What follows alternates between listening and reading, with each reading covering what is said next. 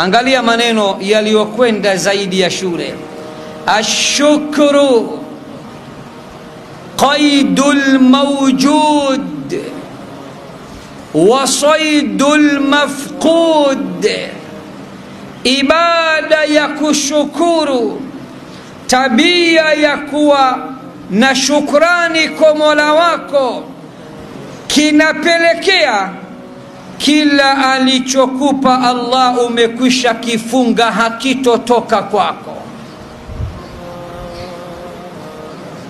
Lakini pia kitasaka na kuwinda na kutafuta kile ambacho huna. Subhanallah.